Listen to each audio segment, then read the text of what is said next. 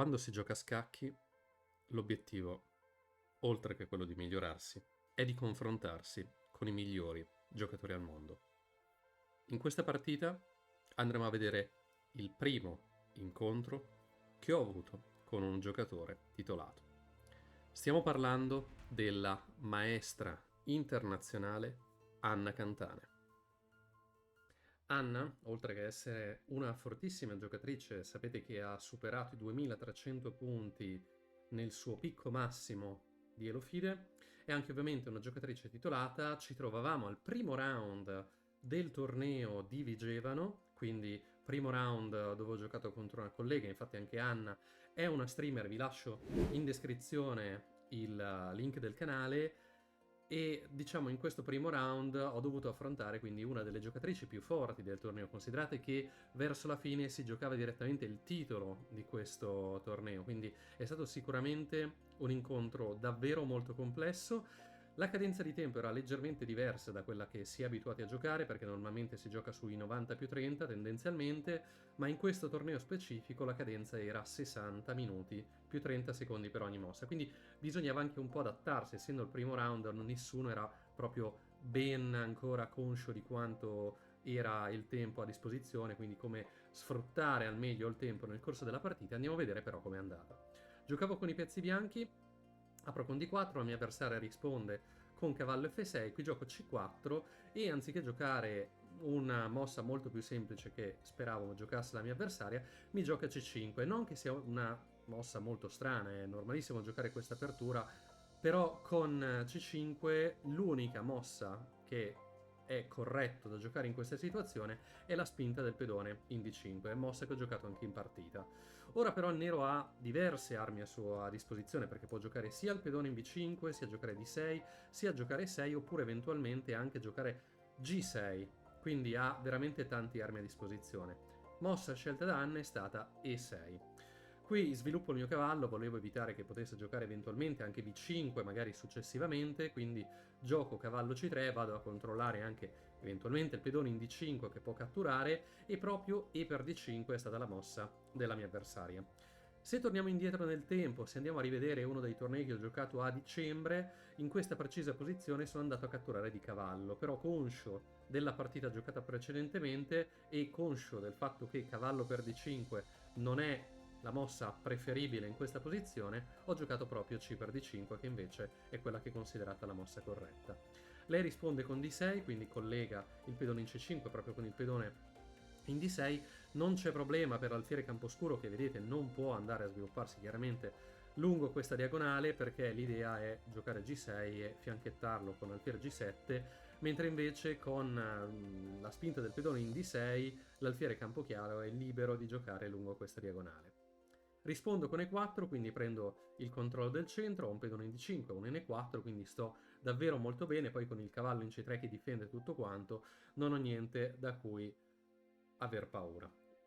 Lei risponde proprio con G6, mossa che è classica da giocare in questa posizione. Ora la mossa principale del bianco qui potrebbe essere o F4 o addirittura cavallo F3, che forse è ancora meglio in questa posizione. Però io gioco una mossa che non è così sbagliata, ma che non è, diciamo, la principale di questa apertura, che è alfiere G5. L'idea è molto semplice: sviluppo un pezzo, gli inchiodo il cavallo, so che lei vuole giocare alfiere G7 al rocco corto, per cui diciamo inizio a inchiodargli anche i pezzi. Lei gioca proprio alfiere G7, quindi segue il piano molto semplice, molto classico che ha in mente. Io gioco cavallo F3 perché anch'io voglio andare a sviluppare i pezzi e andare ad arroccare. Lei continua con l'arrocco corto e io gioco alfiere D3. Alfiere D3, sebbene a Stockfish non piaccia particolarmente, ha l'idea molto semplice di preparare un arrocco, di difendere il pedone in E4 e comunque di sviluppare l'alfiere campochiaro, che era l'unico pezzo rimasto ancora indietro. Ora la mia avversaria, che inizia a giocare mosse molto semplici, nel senso che non ci sono piani complessi dietro, ma è un semplice mettere i pezzi dove devono stare. Quindi gioca torre 8, torre su colonna semiaperta. Vedete che c'è soltanto il mio pedone, però con torre in E8 lo inizia ad attaccare e il mio re si trova ancora in E1, quindi sicuramente una mossa molto importante. Io gioco donna di duo, seguo sempre il mio piano, quello di giocare alfiere e donna lungo questa diagonale, perché voglio giocare H4, H5, quindi piano molto semplice, però efficace, soprattutto con donne e alfiere lungo questa diagonale. La mia avversaria però cambia totalmente lato di gioco, spinge il pedone in A6 e qui inizio invece a ragionare più su tutta la scacchiera piuttosto che soltanto giocare H4, H5, proprio perché mi era venuta un po' la paura che potesse giocarmi B5, poi B4 e iniziare un po' a premere sul mio lato di donna. Quindi prima di andare a giocare quello che era il mio piano nel corso della partita, decido di giocare A4, quindi impedisco adesso la spinta di questo pedone se non in B6, ma sicuramente non in B5, quindi A4 è stata, diciamo, la mossa che ho preferito giocare in questo piano, perché comunque ho detto H4 la posso fare comunque dopo senza alcun problema. Ora arriva alfiere G4 e qui mi è dato particolarmente da pensare, perché sebbene ci fosse l'idea di giocare H4, qui su H5 da parte della mia avversaria tutti i miei piani andavano in fumo, quindi non andava da nessuna parte la spinta del pedone H4 in questa situazione. Ho pensato di spingere il pedone in H3, però l'ho vista quasi come se fosse una perdita di tempo che effettivamente però non era. Gioco una mossa che in partita mi è sembrata abbastanza buona, nel senso che posizionava un pezzo in fase offensiva, ma che effettivamente non lo era, perché gioco donna F4, quindi dico attacco il suo alfiere, attacco il suo cavallo, quindi con la donna che non è più nella casa di 2 dove tra virgolette non fa niente, ma la metto sempre con l'idea di giocarla sulla diagonale alfiere donna che attaccano la casa H6, ma diciamo la donna in F4 secondo me poteva attaccare benissimo il cavallo in F6 e attaccare benissimo l'alfiere in G4 da parte della mia avversaria. Quindi questa è stata la mia mossa. Lei gioca alfiere per F3 e qui è arrivata una mossa particolarmente strana, perché avevo l'idea, mossa che ho giocato è stata G per F3, non donna per F3 che dici lasciamo i pedoni quantomeno non doppiati, e invece preferisco catturare di pedone, perché così facendo la donna posso muoverla, il pedone in E4 rimane difeso dal pedone in F3, lei non ha modo di andare ad attaccare F3, quantomeno non nell'immediato, e quindi ho la possibilità di, diciamo, attuare altri piani che avevo in mente, come arrocco lungo e torre G1, così da avere le torri, diciamo, sull'arrocco della mia avversaria. Quindi gioco G per F3, lei risponde con cavallo H5, ecco qui forse c'è stato uno delle mosse meno consone che ci sono state nel corso della partita, perché anziché giocare donna H4, che poteva benissimo essere una mossa molto efficace, ho preferito fare un'altra mossa. Ho giocato donna D2. Volevo mantenere donna e alfiere lungo la diagonale, ma vedete che ora con i pedoni disposti in questa maniera la spinta del pedone in H4 qua non porta a niente, quindi non ho più quell'attacco efficace che probabilmente avevo precedentemente. Lei gioca donna 5, cambia totalmente anche lei lato dove poter attaccare, si ritrova però ancora con il cavallo in B8, quindi ancora leggermente indietro con lo sviluppo dei pezzi. Questo mi ha fatto un po' pensare, e mi ha fatto un po' pensare su un piano che in partita mi sembrava efficace, ma che poi effettivamente non era così forte. Non avevo paura dell'alfiere che potesse catturare in C3, qui sinceramente non ci ho neanche fatto più di tanto caso perché non mi sembrava che fosse così forte questo suo piano, quindi decido di giocare alfiere H4. Perché alfiere H4? Lo vedrete a breve. Lei gioca cavallo di 7, come detto era indietro di sviluppo, deve fare qualche mossa di sviluppo, però qui da in D7 effettivamente non ha grandi case dove potersi andare a sviluppare, eppure non ne aveva molte altre da B8, non poteva certamente andare a giocarlo chiaramente in C6. Il motivo per il quale ho giocato alfiere H4 prima è stato per giocare alfiere G3 adesso. Ho visto nel pedone D6 la debolezza da parte della mia avversaria, nel senso che è chiaro che può giocare magari un alfiere in E5 per andare a difendere questo pedone in D6, però diciamo ho trovato il bersaglio da andare a bersagliare, perdonate il gioco di parole, e sebbene qui anche a Stockfish non piaccia proprio il piano, a me in partita invece sembrava particolarmente efficace.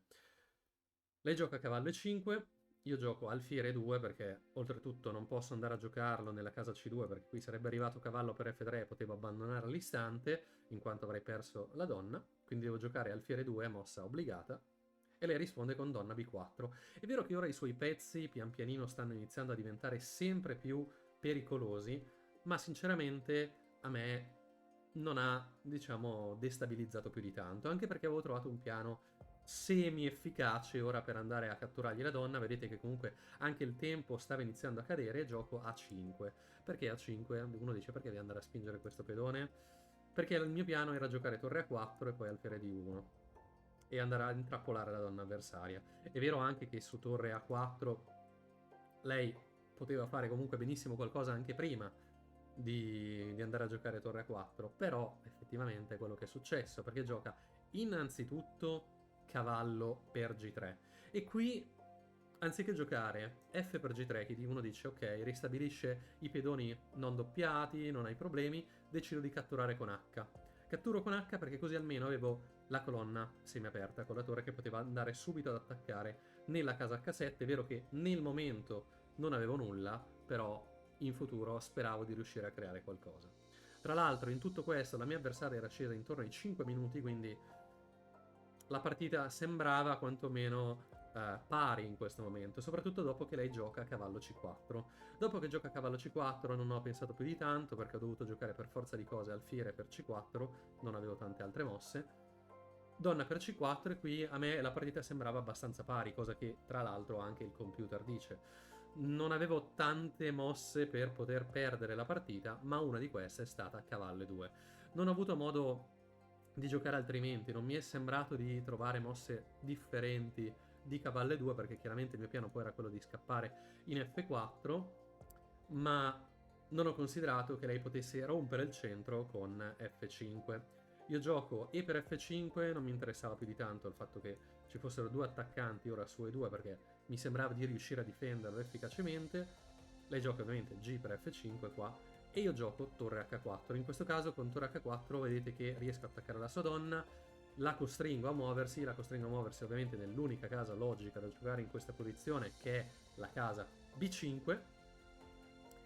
E qui arriva la mossa sbagliata che mi fa perdere la partita. Sembra una mossa molto semplice, torre re D1, con re F1 sarebbe cambiato totalmente perché sarei stato totalmente safe, però non avevo voglia di lasciare il cavallo ancora sotto il bersaglio della donna, della diagonale della donna, e quindi ho deciso di giocarlo in D1. E qui è arrivata la mossa decisiva.